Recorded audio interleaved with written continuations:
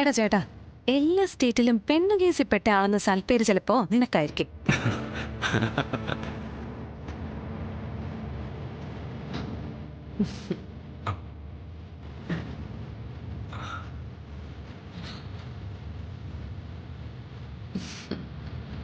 ഇതാരാ വന്നിരിക്കുന്നെന്ന് കണ്ടോ അമ്മേ?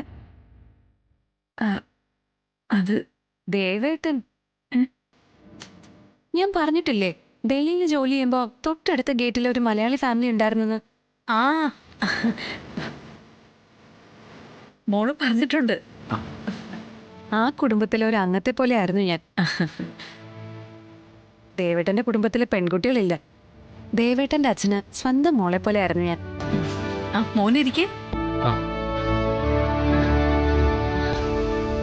അച്ഛൻ സുഖമായിരിക്കുന്നല്ലോ അല്ലേ?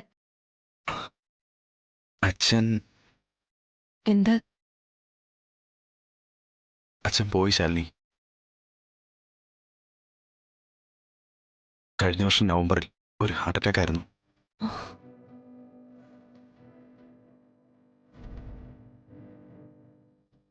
എന്നിട്ട് എന്നെ ഒന്നും അറിയിച്ചു കൂടിയില്ലല്ലോ. അന്ന് എൻ്റെ കയ്യിൽ നിന്റെ നമ്പറൊന്നും ഇല്ലായിരുന്നു ശാലിനി. നീ എവിടെയാന്ന് കോണ്ടാക്ട് ചെയ്യാനുള്ള വഴി പോലും ഇല്ലായിരുന്നു. അതിനുശേഷമല്ലേ നമ്മൾ മധുരയിൽ വെച്ച് കണ്ടത്? എക്സാക്ട്ലി. അന്ന് ശാലിനി ഇങ്ങോട്ട് കോണ്ടാക്ട് ചെയ്യുമായിരുന്നു.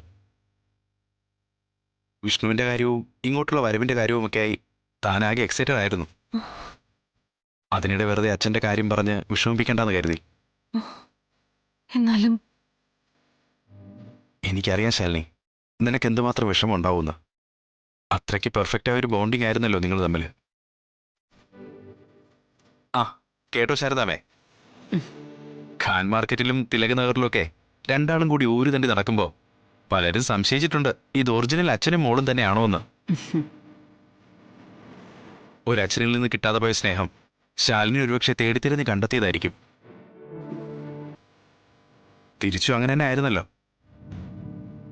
ആ ഒരു തമാശ ആയിട്ടണോ, ശാലിനിയെ പോലെ ഒരു പെൺകുട്ടിയായാ ഞാൻ വിവാഹം കഴിക്കേണ്ടതെന്ന് വരെ അച്ഛൻ പറഞ്ഞിട്ടുണ്ട്. അപ്പൊ ഞാൻ പറയും, വിഷ്ണു ഇടയ്ക്കൊന്ന് കയറിയില്ലായിരുന്നെങ്കിൽ ഒരു സ്കോപ്പ് ഉണ്ടായിരുന്നു എന്ന്. അതെ. പോടെ ചേട്ടാ, നീ എന്റെ കയ്യിൽ നിന്ന് വാങ്ങിക്കുവേ. അമ്മയ്ക്ക് കേൾക്കണം, പെണ്ണുങ്ങളെ വീഴ്ത്താൻ ഇവനേക്കാൾ വലിയ വേന്ദ്രനില്ല. അതിനുവേണ്ടി എന്ത് നമ്പരും ഇറക്കും. ദേവേട്ടന് സേഫ് ഡൽഹിയും പഞ്ചാബും ഒക്കെയാന്ന് ഞാൻ എപ്പോഴും പറയും. കാരണം ഈ നമ്പരൊന്നും മലയാളി പെൺകുട്ടികളുടെ ചെലവാവില്ലല്ലോ.